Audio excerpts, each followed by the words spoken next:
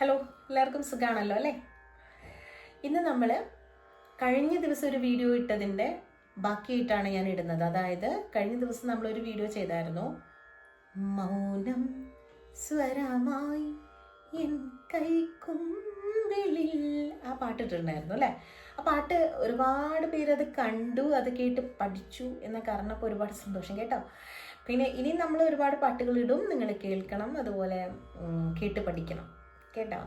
അപ്പം ആ പാട്ട് കല്യാണി രാഗത്തിലാണ് ചിട്ടപ്പെടുത്തിയിട്ടുള്ളത് എന്ന് ഞാൻ പറഞ്ഞിട്ടുണ്ടായിരുന്നു ആ ഒരു വീഡിയോയിൽ. പക്ഷേ കല്യാണി രാഗത്തിലുള്ള വേറെ പാട്ടുകളൊന്നും അതിനകത്ത് ഞാൻ പറഞ്ഞിട്ടില്ല. അപ്പം ഞാൻ അതിൽ തന്നെ പറഞ്ഞിട്ടുണ്ടായിരുന്നു നമുക്കൊരു വേറൊരു വീഡിയോ ചെയ്യാം എന്നുള്ളത്.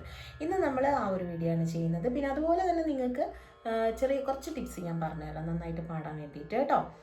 ഓക്കെ, എല്ലാവർക്കും നമസ്കാരം. ദീപ്ത സംഗീതത്തിലേക്ക് സ്വാഗതം. ഞാൻ ദീപ കിഷോർ. നമുക്ക് ഒരുപാട് മെസ്സേജസും ഒരുപാട് കോൾസും വരുന്നുണ്ട്. അപ്പോൾ നിങ്ങൾ വിചാരിക്കും ഈ ടീച്ചർ എന്താണ് വീഡിയോ എടുക്കുമ്പോൾ നല്ല ഇതിൽ പറഞ്ഞു തന്നിട്ട് ഞങ്ങളൊരു ഫോൺ ചെയ്യുമ്പോൾ ഫോൺ എടുക്കാത്തതെന്ന് അല്ലേ? എന്താണെന്നറിയോ, ഇതിപ്പോൾ ഞാനിപ്പം ഷൂട്ട് ചെയ്തുകൊണ്ടിരിക്കുകയല്ലേ. അപ്പോൾ നിങ്ങൾ കുറേ പേരിങ്ങനെ വിളിച്ചുകൊണ്ടിരിക്കുമ്പോൾ ഞാൻ എങ്ങനെ എടുക്കാൻ പറ്റുമോ? ഇല്ല. അപ്പോൾ എനിക്കത് എടുക്കാൻ പറ്റില്ല. അതുപോലെ ഞാൻ ക്ലാസ് എടുത്തുകൊണ്ടിരിക്കുകയാണ്. ക്ലാസ് എടുക്കുന്ന സമയത്തൊക്കെ ഇങ്ങനെ ഫോൺ കോൾ വന്നുകൊണ്ടിരുന്നാൽ അത്യാവശ്യ കോളുകളൊക്കെ ആണെങ്കിൽ നമ്മൾ അറ്റൻഡ് ചെയ്യാറുണ്ട്. പക്ഷേ ഇതിങ്ങനെ കോൾസ് ഇങ്ങനെ വന്നുകൊണ്ട് നിൽക്കുമ്പം നമുക്കത് എടുത്ത് സംസാരിക്കാൻ പറ്റില്ല അല്ലേ? ക്ലാസ് ഇങ്ങനെ കട്ടായി പോവില്ലേ? അപ്പോൾ അതൊരു ബുദ്ധിമുട്ടാണ്. അതുകൊണ്ടാണ് ആ സമയത്ത് നമ്മൾ ഫോൺ എടുക്കാത്തത്. പിന്നെ പേഴ്സണലായിട്ട് ഇങ്ങനെ മെസ്സേജ് അയച്ചുകൊണ്ടിരിക്കുന്നുണ്ട്. അപ്പോൾ ഈ മെസ്സേജ് അയക്കുമ്പോൾ നിങ്ങൾ പാട്ടുകൾ, നിങ്ങൾക്ക് ഏതൊക്കെ പാട്ടുകൾ വേണം പഠിക്കണം എന്നൊക്കെ ഉണ്ടെങ്കിൽ നിങ്ങൾ അത് യൂട്യൂബിൽ നമ്മൾ ഈ വീഡിയോ ഇടുന്നതിൻ്റെ താഴെ നിങ്ങൾ കമൻറ്റ് ചെയ്താൽ മതി. അത് ഞാൻ നോക്കാറുണ്ട്. അതിന്ന് ഞാൻ നോക്കിയിട്ട് തന്നെയാണ് പാട്ടുകൾ സെലക്ട് ചെയ്തിട്ട് നിങ്ങളെ പഠിപ്പിക്കുന്നത്. അപ്പോൾ ആ നിങ്ങൾക്ക് ഇഷ്ടപ്പെട്ട പാട്ടുകൾ ഏതാണെന്നുണ്ടെന്നുണ്ടെങ്കിൽ നിങ്ങൾ അത് ഈ യൂട്യൂബ് വീഡിയോൻ്റെ താഴെയാണ് കമൻറ്റ് ചെയ്യേണ്ടത്. എനിക്ക് പേഴ്സണലായിട്ട് നിങ്ങൾ അങ്ങനെ ഒരു മെസ്സേജ് അയക്കുകയേ ചെയ്യരുത് കേട്ടോ. പിന്നെ ക്ലാസ്സിൻ്റെ കാര്യങ്ങളൊക്കെ ചോദിച്ചിട്ടാണ് വേറെ കുറേ മെസ്സേജ് വരുന്നത്. അത് നിങ്ങൾ പേഴ്സണലായിട്ട് അയച്ചോളൂ. അത് നമ്മൾ ഓൺലൈൻ ക്ലാസ്സുകൾ കൊടുക്കുന്നുണ്ട്. ഇപ്പോൾ ഓൾറെഡി അത് സ്റ്റാർട്ട് ചെയ്തു. നമ്മൾ ക്ലാസ്സുകളൊക്കെ കുറേ ആയി സ്റ്റാർട്ട് ചെയ്തിട്ട്. അപ്പോൾ കുറച്ച് പഠിച്ചവരൊക്കെ ഉണ്ടെങ്കിൽ നമുക്ക് നേരിട്ട് ആ ക്ലാസ്സിലേക്ക് ജോയിൻ ചെയ്യാം. പിന്നെ ഒരു പുതിയ ബാച്ച് നമ്മൾ തുടങ്ങണം എന്ന് ആലോചിക്കുന്നുണ്ട്, അത് ആയിട്ടില്ല. അപ്പോൾ അതുകൊണ്ടാണ് നമ്മളിപ്പോൾ ഇങ്ങനെ പോകുന്നത്. അപ്പോൾ ഇങ്ങനെ മെസ്സേജസ് ഇങ്ങനെ വന്നുകൊണ്ടിരിക്കുമ്പോൾ ചില മെസ്സേജസ് നമുക്ക് മിസ്സായി പോകാറുണ്ട്, കാണാൻ പറ്റുന്നില്ല. ഒരുപാട് മെസ്സേജസ് വരികയല്ലേ, അപ്പോൾ അത് ചിലപ്പോൾ നമുക്ക് മിസ്സായി പോകും. അപ്പോൾ നിങ്ങൾ ഒന്നും വിചാരിക്കരുത്, വീണ്ടും മെസ്സേജ് അയച്ചോളൂ കേട്ടോ. അപ്പം ഒന്നും ഉണ്ടായിട്ടല്ല, നിങ്ങളുടെ അടുത്ത് ഒന്നും ഉണ്ടായിട്ടല്ല, എല്ലാവരുടെ അടുത്തും എനിക്ക് സ്നേഹം മാത്രമേ ഉള്ളൂ. എല്ലാവരും എന്നും സന്തോഷമായിട്ടിരിക്കട്ടെ, എല്ലാവരും നന്നായിട്ട് പാടാൻ കഴിയട്ടെ എന്നൊക്കെയാണ് ഞാൻ പ്രാർത്ഥിക്കാറ് കേട്ടോ. അപ്പോൾ അതുകൊണ്ട് നിങ്ങൾ മെസ്സേജ് അയച്ചോളൂ, നോ പ്രോബ്ലം. അപ്പോൾ ഇനി നമുക്ക് ഈ രാഗത്തിലുള്ള പാട്ടുകൾ ഏതാന്നുള്ളത് നോക്കാം അല്ലേ? ഒരുപാട് പേർക്ക് ആഗ്രഹമുണ്ട് ഈ ഒരു രാഗത്തിൽ ഉള്ള പാട്ടുകൾ ഏതാണ്, ഇന്ന രാഗത്തിലുള്ള പാട്ടുകൾ ഏതൊക്കെയാണ് എന്നൊക്കെ അറിയാൻ വേണ്ടിയിട്ട് കുറേ ആഗ്രഹം ഉണ്ടാവും. അപ്പോൾ അതൊന്ന് ജസ്റ്റ് അറിയാൻ വേണ്ടിയിട്ട് മാത്രമാണ് ഇത് ചെയ്യുന്നത് കേട്ടോ. ഓക്കെ, അപ്പം നോക്കൂ, നമ്മളൊരു പാട്ട് പറഞ്ഞു അല്ലേ, മൗനം സ്വരമായി, ആ പാട്ട് പറഞ്ഞു. പിന്നെ വരുന്ന പാട്ട് ഏതാണെന്ന് നോക്കിക്കേ, കായലിൻ പ്രഭാതഗീതങ്ങൾ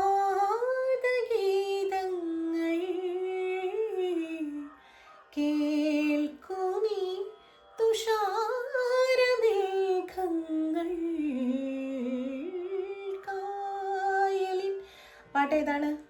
അനുരാഗിണി അല്ലേ, ആ പാട്ടാണ്. പിന്നെ അടുത്തത് ദേവാങ്കണങ്ങൾ കൈയൊഴിഞ്ഞ താരകം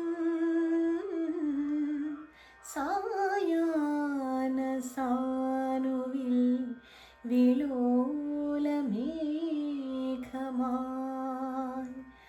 ഓക്കെ, അപ്പം അതൊക്കെ പാടുമ്പോൾ നമുക്ക് എങ്ങനെ ആ ഒരു രാഗത്തിൻ്റെ, കല്യാണി രാഗത്തിൻ്റെ ഭംഗി നന്നായിട്ട് ആസ്വദിക്കാൻ പറ്റും. പിന്നെ ചില പാട്ടുകളിലുണ്ടല്ലോ, കല്യാണി രാഗമാണെങ്കിലും ചില അന്യസ്വരങ്ങളൊക്കെ കയറി വരും. സിനിമാ പാട്ടുകൾ നമ്മൾ പാടുന്ന സമയത്ത് അതിനകത്ത് ഇപ്പോൾ ഒരു കല്യാണി രാഗത്തിലാണ് നമ്മളൊരു പാട്ട് ചെയ്തതെന്നുണ്ടെങ്കിലും അതിനകത്ത് അന്യസ്വരങ്ങൾ നമുക്ക് കയറി വരുന്നതായിട്ട് കാണാം. ഓക്കെ, ഇത് എത്രത്തോളം നിങ്ങൾക്ക് മനസ്സിലാവും? ഇത് പാട്ട് പഠിച്ചവർക്കാണെങ്കിൽ കുറച്ച് മനസ്സിലാവും, പഠിക്കാത്തവർക്ക് ചിലപ്പോൾ അത് മനസ്സിലാവണം എന്നില്ല. എങ്കിലും ഞാനൊന്ന് പറഞ്ഞു എന്ന് മാത്രമേ ഉള്ളൂ. അതായത് 2 രാഗങ്ങളൊക്കെ മിക്സ് ചെയ്തിട്ടൊക്കെ നമ്മൾ സിനിമാ പാട്ടുകളിൽ നമുക്ക് ചെയ്യാൻ പറ്റും. അതിൽ അങ്ങനെ ഒരുപാട് പാട്ടുകളുണ്ട് കേട്ടോ. അപ്പം നമ്മൾ നോക്കുന്നത് കല്യാണി രാഗത്തിലുള്ളതാണ്. പക്ഷേ എന്നാലും ചില പാട്ടുകളിൽ അന്യസ്വരങ്ങൾ കയറി വരും. കല്യാണി രാഗത്തിൽ ചെയ്തിട്ടുള്ളതാണെങ്കിലും അതിൽ ചില വരികളിലൊക്കെ അന്യസ്വരങ്ങൾ കയറി വരുന്നതായിട്ട് കാണാൻ സാധിക്കും. പിന്നെ നമുക്ക് അടുത്ത പാട്ട് ഏതാണെന്ന് നോക്കിക്കേ. ഈ പാട്ട് ഞാൻ ഒരുപാട് വേദികളിൽ പാടിയിട്ടുണ്ട്, നന്നായിട്ട് പാടാൻ സാധിച്ചിട്ടുണ്ട് എന്നുള്ളതാണ് വലിയ സന്തോഷം. അപ്പോൾ ഏതാ നോക്കിക്കേ. തളിരിട്ട കിനാക്കൾ തൻ താമരമാല വാങ്ങാൻ വിളിച്ചിട്ടും വരുന്നില്ല വിരുന്നുകാരൻ.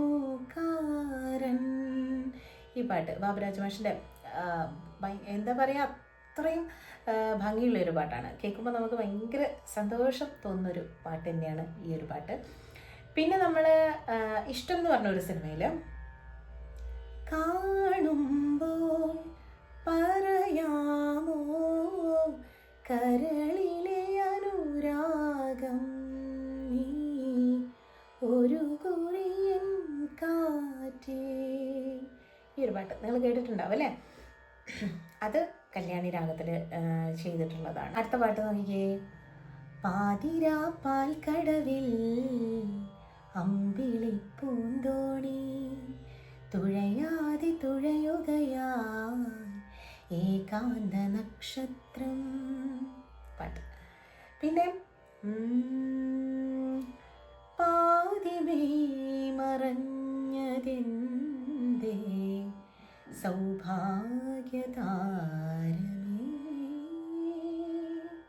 അറിയാമോ അല്ലേ? എന്ത് രസമാണ് കേൾക്കാൻ വേണ്ടിയിട്ട്. ആ നിമിഷത്തിൻ്റെ നിർവൃതിയിൽ ഞാനൊരാവണിത്തിന്നലായി മാറി. ആ ഒരു ഗാനം.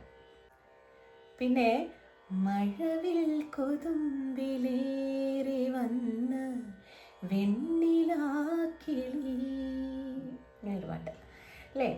പിന്നെ നമ്മൾ അയ്യപ്പൻ്റെ ഒരു പാട്ടുണ്ട്, നമുക്ക് പഴയ ഒരു പാട്ട് നമ്മളെല്ലാവരും പാടിയിട്ടുണ്ടാവും. അത് ഞാനും കുറേ പാടിയിട്ടുണ്ട്.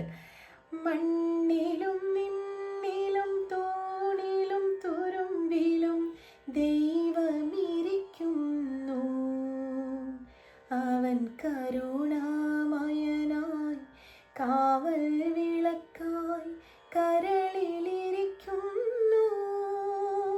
പിന്നെ വരുന്നത് സംഗീതമേ നിന്റെ ദിവ്യ സൗഭാഗ്യത്തിൻ സന്ദേശമായി ഞാൻ ഉണർന്നുവെങ്കിൽ, അങ്ങനൊരു പാട്ടുണ്ട്. പിന്നെ വാലിന്മേൽ പോവും വാലിട്ടെഴുതിയ വേൾമൂല കണ്ണുമായി വന്ന വേഷക്കിളി മകളെ, അങ്ങനെ പാട്ട് കേട്ടോ. പിന്നെ സ്വർണ്ണ ചാമരം വീശിയെത്തുന്ന സ്വപ്നമായിരുന്നെങ്കിൽ ഞാൻ സ്വർഗസീമകളും വയ്ക്കുന്ന സ്വപ്നമായിരുന്നെങ്കിൽ ഞാൻ. ആ ഒരു പാട്ട് എന്തൊരു രസമുള്ള പാട്ടുകളാണല്ലേ. അപ്പം ഞാൻ ആ വീഡിയോ ചെയ്ത സമയത്ത് വിട്ടുപോയ ഒരു സെഷനാണ് ഞാൻ ഇന്ന് നിങ്ങൾക്ക് പറഞ്ഞു തന്നത് കേട്ടോ, കുറച്ച് പാട്ടുകൾ. പിന്നെ ഞാൻ വിചാരിച്ചു നിങ്ങൾക്ക് ഇതിൻ്റെ കൂടെ കുറച്ച് ടിപ്സ് പറഞ്ഞു തരാമെന്ന്. അതായത് ഒരുപാട് ഞാൻ പറഞ്ഞല്ലോ, ഒരുപാട് പേര് നമ്മുടെ അടുത്ത് മെസ്സേജ് അയക്കാറുണ്ട്.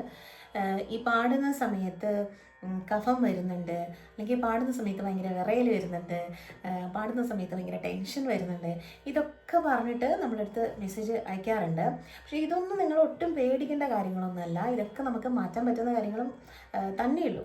ഇപ്പം പിന്നെ ഏജിൻ്റെ പ്രശ്നം പറയാറുണ്ട്. ഏജ് ഒന്നും ഒരു പ്രശ്നമേ അല്ല, ഞാൻ എപ്പോഴും പറയാറുണ്ട്. ഏജ് നമുക്കൊരു വിഷയമല്ല. ഏത് ഏജിലുള്ള ആളുകളും നന്നായിട്ട് പാടുന്നുണ്ട്. അപ്പോൾ അതിന് നമുക്ക് ആദ്യം വേണ്ടത് ഒരു കോൺഫിഡൻസ് ആണ്. നമ്മൾ നന്നായിട്ട് പാടുന്നുണ്ടെന്ന് നമുക്ക് തന്നെ ഒരു കോൺഫിഡൻസ് വേണ്ടേ, എന്നല്ലേ പാടാൻ പറ്റുള്ളൂ. അപ്പോൾ അതുകൊണ്ട് ആദ്യം വേണ്ടത് നമുക്കൊരു കോൺഫിഡൻസ് ആണ്. ഇപ്പോൾ ഒരു 4 ആളുകൾ പറയുന്ന സമയത്ത് നമുക്കൊരു കോൺഫിഡൻസ് ആവും ഇല്ലേ. നമ്മളൊരു പാട്ട് പാടുമ്പോൾ ആദ്യം നിങ്ങൾ എന്താ ചെയ്യേണ്ടത്, നിങ്ങൾ വീട്ടിൽ നിന്ന് പാടുക. ഇപ്പോൾ വീട്ടിൽ തീരെ സപ്പോർട്ട് ചെയ്യാത്ത വീടുകളുണ്ടാവും ചില വീടുകളിൽ. അപ്പോൾ അങ്ങനെയുള്ള വീടുകളിൽ ഉള്ള ആളുകൾ എന്ത് ചെയ്യുക, നമ്മൾ ഫ്രണ്ട്സിൻ്റെ അടുത്ത്, ഫ്രണ്ട്സ് എന്തായാലും നമ്മൾ സപ്പോർട്ട് ചെയ്യുമല്ലോ, അപ്പോൾ ഫ്രണ്ട്സിൻ്റെ അടുത്തൊക്കെ നമ്മളൊന്ന് പാടി നോക്കുക. 4-5 പേരൊക്കെ ഇരിക്കുന്ന സമയത്ത് നന്നായിട്ട് പാടും. ആദ്യമൊക്കെ അവർ കളിയാക്കി ചിരിക്കും, അത് ഉറപ്പാണ്, ഫ്രണ്ട്സ് അല്ലേ, അപ്പോൾ അവരെന്തായാലും കളിയാക്കി ചിരിക്കും. അത് കഴിഞ്ഞിട്ട് അവർ കുറച്ചും കൂടെ ഒന്ന് സീരിയസ് ആവാൻ തുടങ്ങും. അപ്പം ഒരു 3-4 പ്രാവശ്യമൊക്കെ പാടുന്ന സമയത്ത് അവർ പറയും, കൊള്ളാലോടോ, നീ നന്നായിട്ട് പാടുന്നുണ്ടല്ലോ, ഇനി നമുക്ക് നോക്കാമെന്നാൽ നീ ഏതെങ്കിലും സ്റ്റേജിലൊക്കെ പാടിക്കോ എന്നൊക്കെ പറഞ്ഞ് സപ്പോർട്ട് ചെയ്യും അവർ. അപ്പം അതാണ് നമ്മൾ ആദ്യം ചെയ്യുന്നത്, നമ്മൾ ഫ്രണ്ട്സിൻ്റെ ഇടയിലൊക്കെ ഒന്ന് പാടുക. അപ്പം പാടുമ്പോൾ നമുക്ക് ആ ചമ്മലൊക്കെ അങ്ങനെ എങ്ങനെയെങ്കിലും മാറും. അതുപോലെ നമ്മളെ റിലേറ്റീവ്സൊക്കെ വരുന്ന സമയത്ത്, വീടുകളിൽ കുറച്ച് ആളുകൾ കൂടുന്ന സമയത്തൊക്കെ നമ്മൾ ജസ്റ്റ് ഒന്ന് പാടാം. നമ്മൾ തന്നെ പറയണം, നമ്മളടുത്ത് ആരും പറയില്ല, കാരണം നമ്മൾ നന്നായിട്ട് പാടുന്നുള്ള അവർക്ക് അറിയില്ലെങ്കിലോ. അപ്പം അത് നമ്മൾ തന്നെ ബോധ്യപ്പെടുത്തണം. നമ്മൾ പറയുക, ഞാനൊരു പാട്ട് പാടാം, നിങ്ങൾ എല്ലാവരും കേൾക്ക് എന്ന് പറയാം. അപ്പോൾ നമുക്കൊരു കോൺഫിഡൻസ് അവിടെ നമുക്ക് കിട്ടും. ആ ഒരു കോൺഫിഡൻസിൻ്റെ മുകളിൽ നമ്മൾ കയറിപ്പോണം. അപ്പം അവരെല്ലാവരും ക്ലാപ്പ് ചെയ്യുകയും നമ്മളെ പ്രോത്സാഹിപ്പിക്കുകയും ചെയ്യുമ്പോഴാണ് നമുക്ക് ഒരു കൂടുതൽ കോൺഫിഡൻസ് കിട്ടുക, അല്ലേ? നമ്മളെ കുടുംബക്കാരെ കൂടെ പാടിയിട്ട് അപ്പോഴും നമുക്ക് ശരിയാവുന്നില്ല എന്ന് വിചാരിക്കുക. അപ്പോൾ നമ്മൾ പുറത്ത് സ്റ്റേജിൽ പാടുക.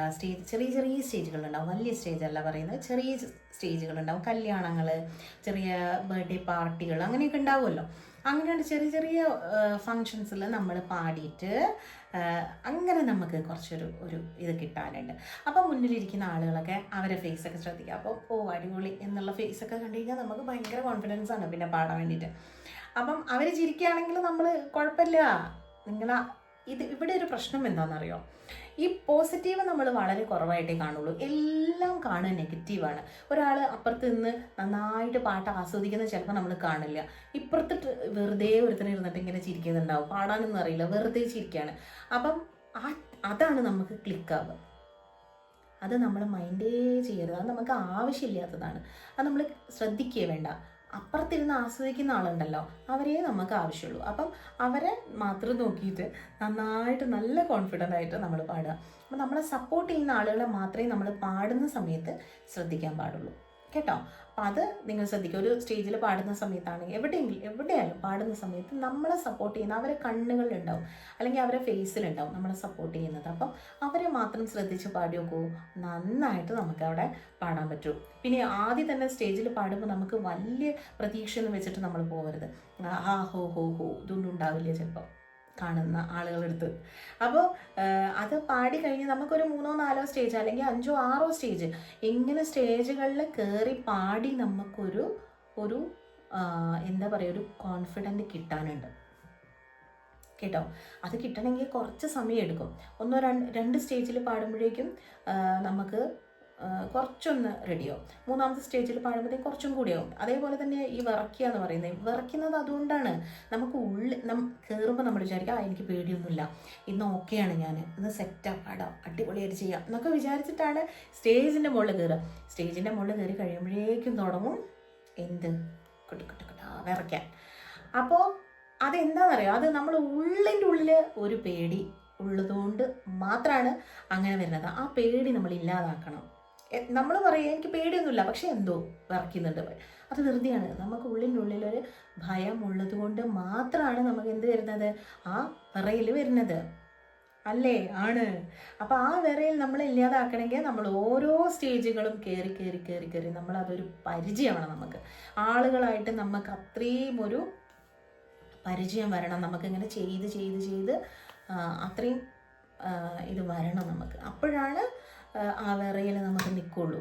അല്ലെങ്കിൽ നിങ്ങൾ ആരുടെയെങ്കിലും ചോദിച്ചു നോക്കൂ, ഒന്നും വേണ്ട. കുട്ടികളെയൊക്കെ നമ്മൾ എന്ത് ചെയ്യാന്ന് പറയുക, ചെറിയ കുട്ടികളാകുമ്പോൾ കയറ്റി കൊടുക്കുക സ്റ്റേജിൽ. കുഞ്ഞു കുട്ടികളാകുമ്പോഴേ സ്റ്റേജിൽ കയറ്റി വരുമ്പോൾ അവർക്ക് തീരെ വിറക്കില്ല. കാരണം അവർക്കിത് പരിചയമായി, കയറി കയറി കയറി അവർക്കിതൊരു വലിയ വിഷയമല്ലാതായി. പൊട്ട തെറ്റ് പാടിയാലും അല്ലെങ്കിൽ എന്ത് ചെയ്താലും അവർക്കൊരു പ്രശ്നമേ അല്ല, അവർ വിറക്കില്ല. കാരണം അവർക്കത് ശീലമായി. അതുകൊണ്ടാണ് നമുക്കത് ശീലമാവാത്തത് കൊണ്ടാണ് നമുക്ക് ഈ വിറയിൽ വരുന്നത്. അപ്പം നമുക്ക് ഇത് സ്റ്റേജിൽ ഇങ്ങനെ കയറുക കേട്ടോ. അപ്പോൾ കുറേ സ്റ്റേജിൽ കയറുമ്പോൾ നമുക്ക് മനസ്സിലാവും ആ വിറയലിന് കുറച്ചൊന്ന് കുറവുണ്ടല്ലോ, ആദ്യം കയറിയ പോലെ അല്ലല്ലോ, ഇപ്പം കുറച്ചും കൂടെ ഓക്കെ ആയിട്ടുണ്ട് എന്ന് തോന്നും. പിന്നെ പിന്നെ പിന്നെ പിന്നെ ആ വിറയിലങ്ങ് നിൽക്കും, പിന്നെ നിങ്ങൾ വിറക്കില്ല. കേട്ടോ. അതുപോലെ തന്നെയാണ് നമ്മൾ സ്റ്റക്കായി പോകും പാടുന്ന സമയത്ത്, തൊണ്ട പെട്ടെന്ന് ഡ്രൈ ആയിട്ട് സ്റ്റക്കായി പോകുന്നുണ്ട്.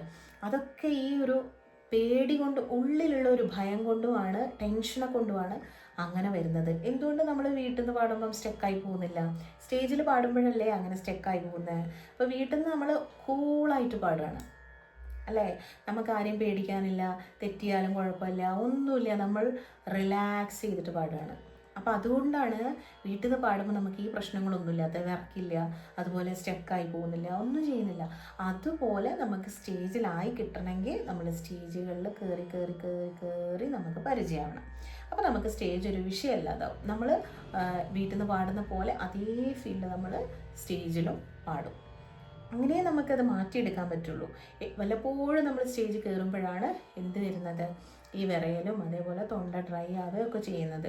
പിന്നെ നമ്മൾ കൂടുതൽ ഇങ്ങോട്ട് ശ്രദ്ധിക്കരുത് പാടുന്ന സമയത്ത്. തൊണ്ട ഡ്രൈ ആവോ, ഇപ്പം എനിക്ക് വെള്ളം ഇറക്കാൻ പറ്റുമോ, സ്ഥലമുണ്ടോ വെള്ളം ഇറക്കാൻ, ഞാൻ ഈ പാട്ടിൻ്റെ ഏത് വരിൻ്റെ ഉള്ളിലാണ് ഞാൻ വെള്ളം ഇറക്കുക, ഇങ്ങനെയുള്ള ടെൻഷനാണ്. അപ്പോഴാണ് എന്ത് വരുന്നത്, നമുക്ക് കൂടുതലായിട്ട് തൊണ്ട ഡ്രൈ ആവുന്നത്. ആ ഒരു ടെൻഷൻ നമുക്ക് കയറി വരുമ്പോഴാണ് അങ്ങനെ വരുന്നത്. അതൊന്നും വേണ്ട. നമ്മൾ എപ്പോഴും ശ്രദ്ധിക്കുന്നത് ഓഡിയൻസിലേക്ക് ശ്രദ്ധിക്കുക. ഓഡിയൻസിനെ എങ്ങനെ നമ്മളെ കയ്യിലേക്ക് എടുക്കാൻ പറ്റും, എത്ര നന്നായിട്ട് ഫീല് കൊടുക്കാൻ പറ്റും, ഇതൊക്കെയാണ് നമ്മൾ ശ്രദ്ധിക്കേണ്ടത്. അവരെന്താണ് ചെയ്യുന്നത്, ഓഡിയൻസ് എന്താണ് ചെയ്യുന്നത്, അവർ ഞാൻ പാടുന്നത് കേൾക്കുന്നുണ്ടോ, അവർ ആസ്വദിക്കുന്നുണ്ടോ, അങ്ങോട്ടേക്ക് നമ്മൾ മൈൻഡ് വിടുക. ഓക്കെ, അങ്ങനെ വിടുന്ന സമയത്ത് ഇതൊന്നും ആലോചിക്കാനുള്ള സമയം അവിടെ ഉണ്ടാവില്ല. എൻ്റെ തൊണ്ടയ്ക്ക് എന്തെങ്കിലും പറ്റുമോ, അല്ലെങ്കിൽ എനിക്ക് ഡ്രൈ ആവോ, ഈ വരിയിൽ എവിടെയാണ് ഞാൻ ശ്വാസം വിടുക, ഇതൊന്നും ശ്രദ്ധിക്കാനുള്ള സമയം അവിടെ ഉണ്ടാവില്ല. അവിടെ നമ്മൾ ആരെ ശ്രദ്ധിക്കുന്നത്, അവിടെ നമ്മൾ ഓഡിയൻസിനെ ശ്രദ്ധിക്കുന്നത്. ഓഡിയൻസിനെ ശ്രദ്ധിക്കുന്ന സമയത്ത് നമ്മൾ കൂടുതൽ നമ്മളെ പാട്ടിനെ മനോഹരമാക്കാൻ വേണ്ടിയിട്ട് നോക്കും. കാരണം അവരിത് ആസ്വദിക്കുകയാണ് അല്ലേ. അവരാസ്വദിക്കുന്ന സമയത്ത് നമ്മളും അത് ആസ്വദിക്കും. ആ ആസ്വാദനം അവരിലേക്ക് കൊടുക്കുകയാണ് ചെയ്യുന്നത്. നമ്മൾ ആദ്യം നമ്മളെ പാട്ട് ആസ്വദിക്കണം കേട്ടോ. അങ്ങനെ വരുമ്പോഴാണ് നമുക്ക് നല്ല റിലാക്സ് ചെയ്തിട്ട് പാടാൻ പറ്റുള്ളൂ. അപ്പോൾ ഇങ്ങനെയുള്ള കാര്യങ്ങളൊക്കെ നിങ്ങൾ പാടാൻ നേരത്ത് നന്നായിട്ട് ശ്രദ്ധിക്കുക. അതുപോലെ തന്നെ ചിലർക്ക് തൊണ്ടയ്ക്ക് ചില കംപ്ലൈൻറ്റ് ഉള്ളവർക്കൊക്കെ അങ്ങനെ ഡ്രൈ ആയി പോകും. അങ്ങനെ പ്രശ്നമുള്ളവർ കയറുന്ന സമയത്ത് നമ്മൾ കുറച്ച് വെള്ളമൊക്കെ കുടിച്ചിട്ട് തൊണ്ട ഒന്ന് സ്മൂത്ത് ആക്കിയിട്ട് കയറാൻ നോക്കണം. കാരണം അതിങ്ങനെ ഡ്രൈ ആയി കിടക്കുകയായിരിക്കും. അപ്പോൾ അവിടെ കുറച്ച് നമ്മൾ വെള്ളം കുടിച്ചു കൊടുത്തിട്ട് കയറാൻ വേണ്ടി നോക്കണം. അതുപോലെ കയറുന്നതിൻ്റെ തൊട്ട് മുന്നേ ആയിട്ട് നിങ്ങൾക്ക് തേനിൽ കുറച്ച് മഞ്ഞൾപ്പൊടി ഒക്കെ ഇട്ടിട്ട് കുറച്ച് ഒന്ന് തൊണ്ടയിലാക്കിയതിൻ്റെ ശേഷം കയറി കഴിഞ്ഞാലും ആ ഒരു ഡ്രൈനെസ് നിങ്ങൾക്ക് കുറഞ്ഞു കിട്ടും കേട്ടോ. അപ്പോൾ അതൊന്ന് ശ്രദ്ധിക്കുക. അല്ലാതെ നിങ്ങൾക്ക് വരുന്നത് ടെൻഷനെ കൊണ്ടാണ്. അപ്പോൾ ടെൻഷൻ തീരെ ഒഴിവാക്കുക, നന്നായിട്ട് പാടുക. നിങ്ങൾക്ക് ഉള്ള കഴിവ് നിങ്ങൾ തീർച്ചയായിട്ടും നന്നായിട്ട് പ്രയോജനപ്പെടുത്തുക, അതാണ് ചെയ്യേണ്ടത്. അപ്പം നമുക്ക് ഈ ഒരു വീഡിയോയിൽ ഞാൻ പറഞ്ഞല്ലോ കുറച്ച് പാട്ടുകൾ മാത്രമാണ് നിങ്ങൾക്ക് പറഞ്ഞു തന്നത്, കല്യാണി രാഗത്തിലുള്ള കുറച്ച് പാട്ടുകൾ. അപ്പം അതിൻ്റെ കൂടെ ഞാൻ വിചാരിച്ചു നിങ്ങൾക്ക് ഉപകാരപ്പെടുന്ന കുറച്ച് കാര്യങ്ങൾ കൂടെ പറഞ്ഞു തരാമെന്ന് വിചാരിച്ചു. അതുകൊണ്ടാണ് ഇത്രയും സംസാരിച്ചത് കേട്ടോ. അപ്പോൾ ശരി, ഇനി നമുക്ക് നല്ലൊരു വീഡിയോ ആയിട്ട് വീണ്ടും കാണാം. എല്ലാവർക്കും നന്ദി, നമസ്കാരം.